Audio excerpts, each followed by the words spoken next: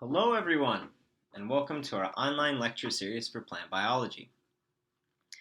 Today we're going to take our knowledge that we've built on in our previous lectures about photosynthesis and how it occurs in the chloroplast of cells, and more so, our discussion of plant development and the different tissue layers and structures and stem cells present in plants. So we're starting out by throwing up this big review of all the different types of ground tissue, like sclerenchyma, parenchyma, and parenchyma, and then some of the different vascular tissues, like phloem and xylem.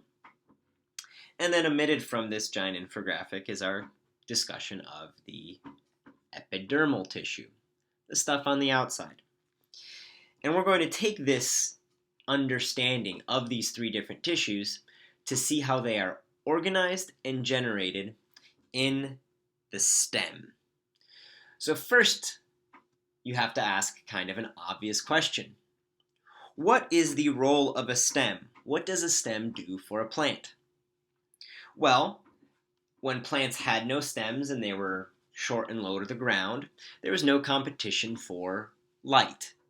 But as more and more plants started to realize that they could outcompete each other for light, the stem adopted a supportive role, meaning that it kind of is the skeleton of the plant. It helps hold it up and get those leaves, those metabolic machines that are performing so much photosynthesis, up higher to make sure that they are getting the full amount of sunlight in order to produce their maximum amount of sugar. As plants developed these support mechanisms to bring them up, they also needed to simultaneously develop the vascular tissue in order to help transport water up and their sugars down. So the stem adopted a secondary role of not just support, but conduction. And the general trend of it is that water will go up the stem and sugars will go down because the roots need to grow, and while they may have access to unlimited water, or a lot of water at the very least, the roots have no access to sunlight, and therefore they require the leaves to give them their sugars. So it is actually kind of a trade-off. Shoots grow above ground and need the water below. Roots grow below ground and need the sugars from above. And so the stem is the intermediate between the two. Now, reviewing some of those developmental layers and those tissue layers that we'd expect to see in a stem, when we cut a stem horizontally, you first encounter that epidermis on the outside, and then a ground tissue cortex on the inside. Now, inside of that, you'll encounter a layer of phloem, the sugar-transportive vascular tissue that transports food. It's made of those sieve tube cells and the companion cells. And then on the inside of that, you have a layer of xylem. The dead at functional maturity, water transportive tissue that acts like PVC pipes. Now inside of that, you may encounter a pith. Sometimes you do, sometimes you don't. But the consequences of having that pith are very, very important in terms of your three types of vascular columns and what they mean for overall plant growth. Because the way in which your architecture is laid out in your vascular column can determine whether you can grow into a tree in the first place.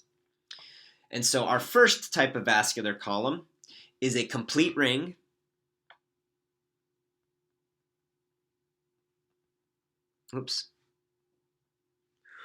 with pith in the middle. And you'll see this in species such as Tilia which we'll be looking at this semester. Tilia is actually an American native. It's Tilia americana is the species that we'll be looking at. It's the American basswood or the American linden tree. We do have some planted here in Ludington proper, ornamentally. They're quite beautiful. They're actually my mom's favorite tree, or one of her two. She alternates between linden and birches, white birch in particular. And this species is really good to visualize under a microscope because its stem grows so clearly in this complete ring fashion. The second type of vascular structure is a little bit different. Rather than a complete ring, it's a broken ring with pith in the middle. So the pith is still present. And this is actually characteristic of a lot of ranunculales, or buttercups. The flowers that oftentimes are yellow and form a cup-like shape, hence their very clever name of buttercup. Now, although buttercups do not have woody growth, there are relatives with this broken ring vascular structure that can have secondary growth. And therefore, these two, with pith in the center, are capable of secondary growth or stem thickening. The shoot apical meristem is primary growth, growth in the vertical direction. Secondary growth is growth in the horizontal direction. So every botany instructor across the nation always makes the joke that when you are young, you are performing primary growth. You as a human will be growing taller. When you get older, you are performing secondary growth. You are just getting wider, no longer getting tall. Now this is not at all similar, other than in appearance, to what plants actually do. Primary growth is growth of the apical meristems. Secondary growth is growth of the meristems near the cambium, the meristems at the border of the xylem and phloem. So it's locationally different, and we'll talk about that later, but generally speaking, that phenotype works at least, that appearance works. Primary growth means plants grow tall, they extend. Secondary growth means plants grow thick, they grow wide. Our third type of vascular bundle has no pith. Instead, there are tons of little vascular bundles, each with xylem and phloem in each one of them. This is what we see in plants like maize, our grasses. And you'll notice that grasses do not form trees. There is no secondary growth in this third vascular column type without a real pith. And so this is what we're looking at when we cut our stems horizontally, a transverse section of the stem. We now need to take a look at what happens when we look at our shoot apical meristems in longitudinal section. And so for this, we have a couple of images from the textbook. The shoot apical meristem is always going to be at that shoot tip, and surrounding the shoot apical meristem, you'll find tons of young leaves. Looking down at the older parts of the shoot apical meristem, you'll see nodes where leaves have grown off, and those nodes oftentimes even have buds for future year growth. A bud is just a currently dormant shoot apical meristem. We have the internode region, the space in between leaf nodes, and this process repeats. Now we can additionally look at the shoot apical meristem, the shoot tip itself, under a microscope, and identify all of these structures in miniature. And I did tell you that this kind of looks like Batman, right? You see the Batman-like shape? And that is, recapitulated by my fantastic Batman drawing down there. So let's go over all of the different labels that we see here in our shoot apical meristem in transverse or vertical sectioning. So from the bottom right here, we first see the gap in the vascular tissue. So you see that there is blue vascular tissue here, and then blue vascular tissue here. This continues on to provide the veins for that. And then we have our first gap in that vascular tissue. Leaf trace gap. I apologize that the app seems to be bugging out on me today. I don't know particularly why, but you may notice lots of drawings and cutting in the video as it's crashed several times. Going left from there, we see the little bump with a whole bunch of stained tissue. That is our bud primordium, a shoot apical meristem that's hanging out and waiting for the next year. It's going to be dormant up until growth needs to resume. We then see a node where a leaf will grow out, and there'll be either small branch or potentially just the leaf present there. We see the presence of a leaf trace, the vascular tissue that's going to be leading specifically into a leaf, which we've seen down there as well. We see the apical meristem itself, our Batman head. Protoderm, the tissue that is not yet differentiated in the leaf to be the dermal tissue, the epidermis of the plant. We see what is called a leaf primordium, a baby leaf before it's actually developed out. It's just starting as a primordium, and this allows leaves to really enter this world fully formed. Last time we took a look at a jade or crassula leaf that was, or shoot apical meristem that was barely present, and then all of a sudden it came out with fully developed leaves. It is from these leaf primordium, or leaf primordia for plural, that these leaves will emerge. Now we also have procambium, or the early vascular tissue that has not yet differentiated as that leaf grows. And then of course we have tons and tons of ground meristem. So we see all three of our different types of differentiated apical meristem in the protoderm, the procambium, and the ground meristem. So connecting this to our previous lecture. Now again, as a reminder, we have our three different regions of the apical meristem. In the shoot apical meristem, we have cell division occurring here at the very center. We have the region of elongation happening behind the region of cell division. And then we have the region of maturation below and afar, so that way you can get cell specialization in each of those different regions. But the shoot apical meristem will follow a very specific model of cell division within that region of cell division. A model that is called the tunica corpus model for the SAM, or the shoot apical meristem. Now the SAM, or this tunica corpus model, literally translates into shirt and body. And in the tunica corpus model, you have three layers: the L1, the L2, and the L3. The L1 and L2 are part of the tunica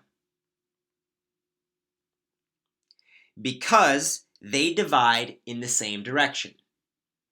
The L3 is your corpus, your body.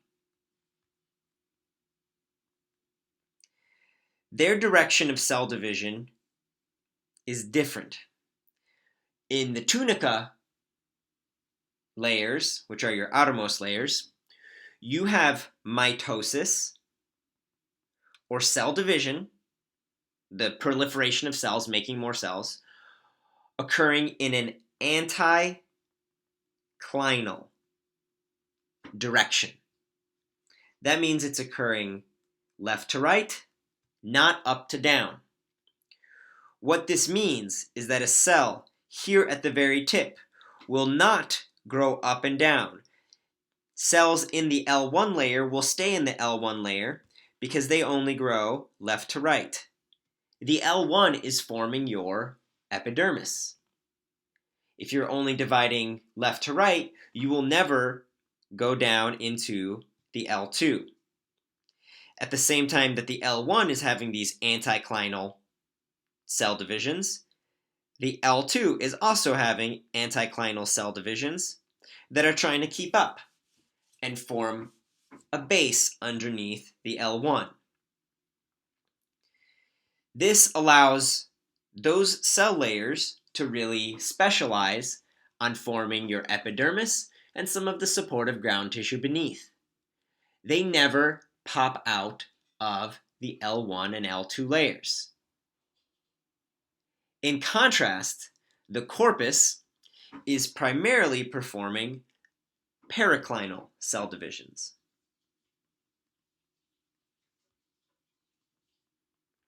Meaning that it is up and down, but it's also performing some anticlinal, left to right. You do get some of that division. But primarily periclinal, or in parallel with the direction of growth. And which direction is the SAM growing? As you'll remember from last time, it's like an elevator scooting up. Since this is the direction of growth, periclinal cell divisions are your up to down, meaning thickening out the stem, helping it grow up. This L3 layer is what's pushing the stem up, and the L1 and L2 are simply providing new cells to cover the outside. Periclinal parallel to the direction of the apical meristem growth, up to down. Anticlinal, opposite the direction of cell growth, occurring left to right. So taking a look not only from a Wikipedia image or my own drawings here, but a more detailed image from your book, you'll see again labeled, let's grab blue here, the leaf primordium, the central zone where all of the division is occurring, the peripheral zone where cells are starting to elongate. So this is where you get a lot of cell division. But it's not that the peripheral zone has 0, it just has less. So that is actually exemplified by looking at how many nuclei. So you can see how small the cells are.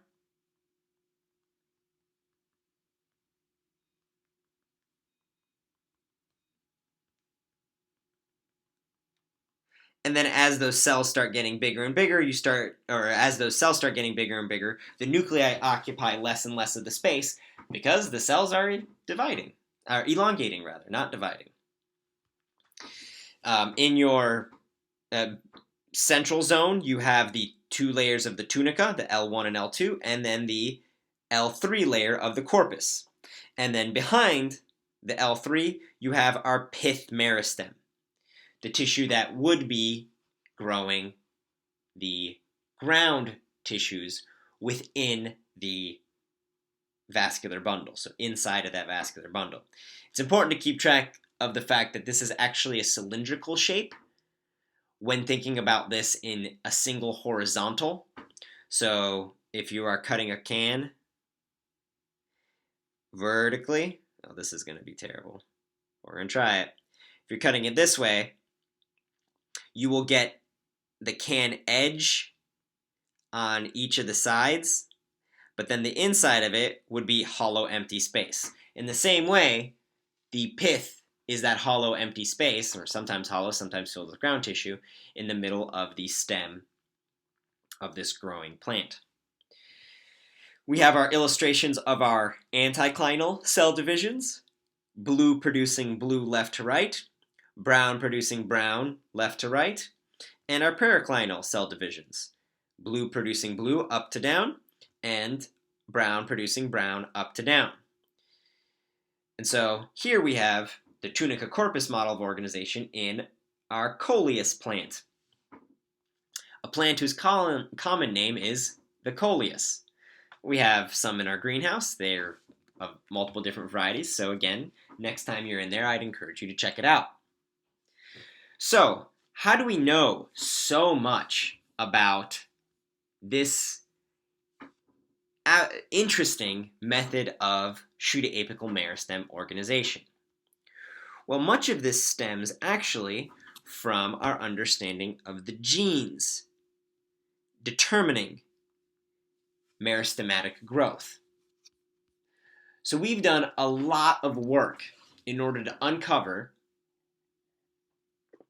the genes that regulate both the anticlinal and periclinal cell divisions, as well as the designation of our different zones and layers in the shoot apical meristem. So a little bit of a primer as to what we're looking at or discussing when we talk about these genes. So a gene is a piece of DNA that makes a protein, and that protein goes on to have some sort of function. They can do things like cause growth in a certain direction. It can change whether a plant is able to detect gravity. There are lots of different roles for different genes in plants. In fact, when we're looking at these oftentimes labels of different plant tissues, we're oftentimes staining for a very specific type of gene. In some cases, we're staining the actual DNA, all of it, like we see here. And in other cases, we are actually staining the expression patterns of a certain gene, because the intermediate between DNA and protein is that DNA makes an RNA that makes a protein.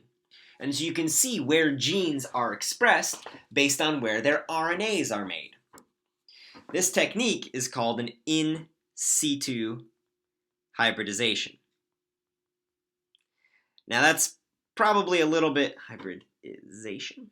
It's a little bit beyond the scope of what I'd expect y'all to be able to retain exactly from here, but it does enable me to talk about some fancy things in terms of how we're able to tell specifically in which tissue layers different genes are expressed. Because remember, we not only know about the organization and the presence of the shoot apical meristem, but we know about what's different between the L1 and L2 and L3 layers. We know their directions of cell division because we've observed them, because we see which genes are expressed where. And because of that similarity in gene expression, we group L1 and L2 together and L3 separate from the other two. So it's similarity in the genes that control these different layers of the shoot apical meristem that allows us to differentiate them and allows them to differentiate into the three different tissues of a plant: the epidermal, the ground, and the vascular. So how do we study genes in terms of plant development? Well, as with most tinkering, in order to truly understand the way something works, you have to break it. So the way in which we've studied these shoot apical meristem genes is by mutagenizing them, or making mutants. And oftentimes, these mutants are labeled either for what they look like, what they do, or who discovered them. So the naming is not always a very clear convention. In the case of the first shoot apical meristem gene, I want to introduce y'all into the three-letter naming convention. So oftentimes mutants are designated with a three-letter abbreviation. And so we have STM, oftentimes italicized and in lowercase, indicating that it's a mutant, showing the mutant of the gene that's now designated shoot meristem less. A mutant that causes a plant to be shoot meristemless. It is able to grow a root, has the root apical meristem, but no shoot apical meristem. So this gene, when it's broken, prevents the plant from being able to have a shoot apical meristem. It never grows a stem. It's not going to grow leaves. It grows roots just fine, but then it eventually dies because it has no stem. Really weird, right? Therefore, we've concluded that the shoot meristemless gene is one of the genes required to start the SAM, or the shoot apical meristem. Another gene regulating the shoot apical meristem is abbreviated as WUS, or Wuschel. I actually don't know the history of this naming convention, but Wuschel is a gene that we see turned on when the SAM is exactly 16 cells big. So after STM has turned on the shoot apical meristem, after it's reached a critical mass of 16 cells, Wuschel is going to be turning on the initials, the cells that will go on to make your L1, L2, and They are your initials that will then later differentiate into those different layers. So it causes the layering once you've reached a specific size. I think that's a clearer way to state it compared to the other way that I had written before. Because once Wuschel is turned on, we then get our third major gene family. So now instead of shoot meristemless, one gene that regulates it on, Wuschel, one gene that when it's 16 cells big is going to turn on the layering. And then you get the CLV, or clavata, which is a suite of genes. So you'll have clavata 1, clavata 2, clavata 3, clavata 4, clavata 5, clavata, etc., depending on the different plant that you're looking at. This giant suite of genes that are then going to actually cause your differentiation between your L1, your L2, and L3. The clavata suite is actually what's causing that differentiation.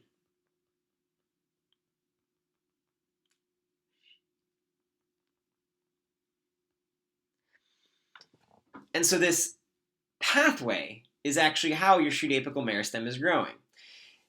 It starts out, oh hey, guess what? I detect a little sunlight. Sunlight turns on my shoot meristemless gene. As long as it's not a mutant, I'll go ahead and start making my shoot apical meristem. Okay, I was 1 cell big. Now through mitosis, I'm 2 cells big. Through mitosis again, I'm 4 cells big. Through mitosis again, I'm 8 cells big. Through mitosis again, I'm 16 cells big. Whoa, I've reached 16 cells. Now it's time to turn on Wuschel.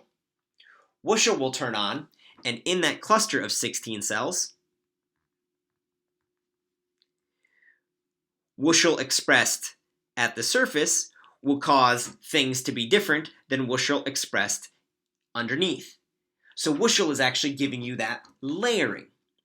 None of these are actually different just yet, but by turning on Wuschel, you then can turn on the clavata suite genes that cause clavata 1 to be turned on at the top layer, clavata 2 to be turned on in our second layer, clavata 3 to be turned on in our third layer, clavata 3 and 4 to be turned on in our fourth layer, indicating that these groups will be more similar. And then maybe somewhere further on the edges, you'll get clavata 5 to help clavata 1 differentiate from what's in the very, very middle to what's in the very middle but on the outside.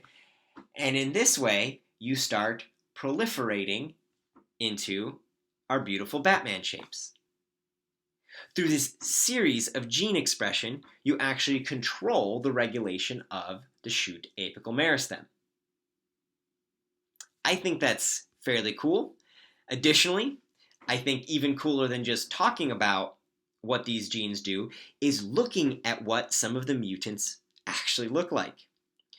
So here, as I told y'all, we've got STM for shoot meristemless. I'll always include some citations to some of the papers from which these images are derived. So we've got, again, discussion of Arabidopsis, our lab rat for plants, lots and lots and lots of work on Arabidopsis. And then we've got wild type. So this is wild type. This is something that you'd find in nature. It is the one with no mutants. And wild type Arabidopsis grows these two little cute leaves, and then it has this shoot apical meristem when you look at it in transverse section. When we introduce STM as a mutant, you still see those first two leaves, seed leaves, but then what's missing in the middle? Literally anything. And so let's take a look at what this looks like in transverse section. Do we see any Batman structure? Do we see any proliferation? Well, there's a proliferation of cells, but they're just chilling. They're not doing anything.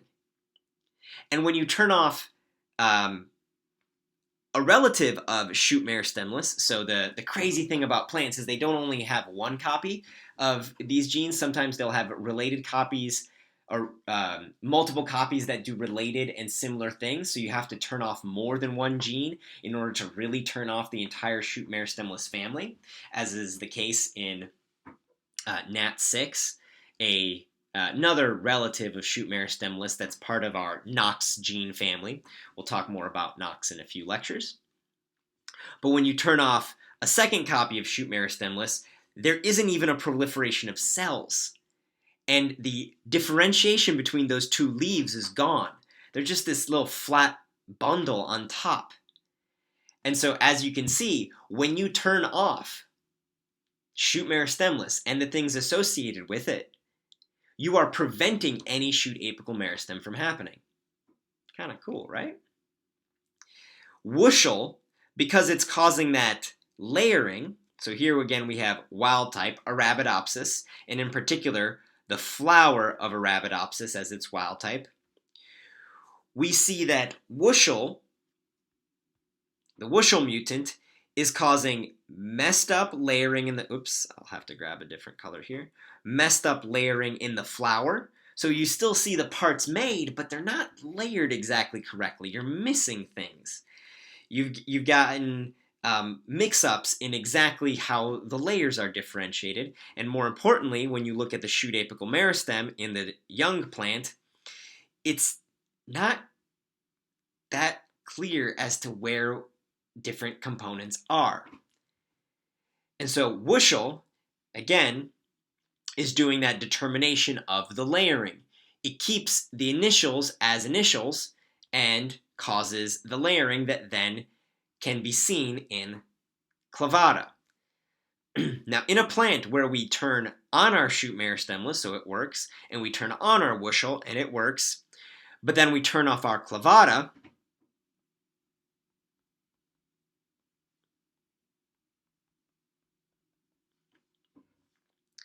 we see all kinds of different layering mess-ups. Again, we have our wild type, but this time not of Arabidopsis, which is a flowering plant. Instead, we're looking at a moss, Fiscometrella patens. I'll go ahead and write that here, but Fiscometrella patens. Oop, that's supposed to be an S. Fiscometrella patens, or the spreading earth moss. And as we'll discuss later in this class, mosses are not very complex organisms. They have repeated versions of the same cell over and over and over again. So the fact that you have clavata and many different versions of clavata allowing for your 3D orientation suggests that we actually get differentiation in the SAM, so shoot apical meristems, came before we get our three different tissues in a plant. So a plant that does not have three tissues, moss, It's basically ground tissue over and over and over again, no epidermal specialization and no vascular specializations. Mosses don't grow tall. You still have shoot apical meristem differentiation that allows for this really complex variation in patterning. And they have multiple copies of clavata, as shown by the fact that when we mutate different versions of it, and I do apologize, but these versions are named so that way computers can keep track of them, not humans, you see that this is the normal, beautiful patterning for this spreading earth moss.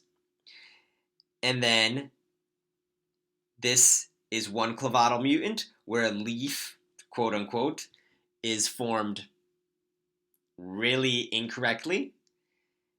Here again, different clavatal mutant that messes up different layering, different parts of the L1, L2, and L3. That eventually cause massive catastrophes in your overall three-dimensional organization. So CLV, sweet stuff, is needed for 3D structure. And that these genes are present in something as simple as a moss suggests that these genes were foundational to the later development of our plant tissues. So kind of cool to think about, but in our way of back engineering or figuring out how evolution even landed on a plant, and modern day plants, we can start tracing these things back and see that things like clavata and shoot meristemless and wuschel are found in all plants on planet Earth, even if land plants on planet Earth, even if they don't have vascular tissue, even if they don't have epidermal tissue. So hopefully, we got our basics of discussing how the L1, L2, and L3 divide and how this varies in our regions of cell division, elongation, and maturation, the different structures held therein, so the leaf traces, the nodes, the internodes, and our shoot tip. I would advise now, if before this lecture ends, and or after the lecture ends, covering up your notes and seeing if you can recapitulate this and redraw this, because it's an important component of studying biology that you're able to retell the story of what's happening. So pretend like I'm listening, because I might be when it comes time to the midterm. I guarantee you I'll be listening when it comes time to the midterm in terms of your explanation of a shoot apical meristem. And then see if you can actually connect that division in the shoot apical meristem to the three-step staircase of the genes that control shoot apical meristem differentiation. STM, or shoot meristemless, that turns it on in the first place. Wuschel, that allows for the causing of the layering. And then the clavata suite, that actually is expressed in your L1, L2, L3 to make those layers different. Now we'll end by revisiting the discussion of the leaf traces and gaps in the vascular structure with a drawing that's far, far better than anything that I could put together. So we see here the pith in the middle with the vascular bundle as the circle. So there's your xylem and phloem. And you will remember, as always, phloem on the outside, xylem on the middle. But they're indicated here as a singular ring. Now, when a plant wants to send off a leaf, or those leaf traces that we were looking at, it peels off a portion of the vascular bundle and shoots it in another direction. The same is true for our branches. You are peeling off a piece of that vascular bundle and sending it towards a horizontal organ. So therefore, branches and leaves are actually parts of the stem vascular bundle diverted in a different way, which kind of puts into perspective what a gap is. Because a gap is actually an organ, like a branch or a leaf, sent in a horizontal direction. Now, once it's sent in that horizontal direction, it is still classified as primary growth because it is extending, not thickening. But we see that this can cause massive impacts on the actual architecture of the plant, the way in which the leaves spread across a plant, or phyllotaxy.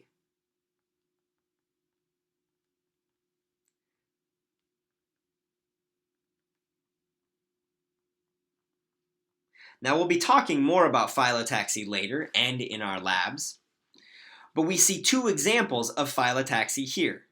The first is our opposite leaf pattern, where a leaf will grow on each side of the shoot apical meristem at the same time, and a whorled leaf pattern, where you will get one leaf that surrounds the stem, like in one of my favorite plants, gallium or bedstraw.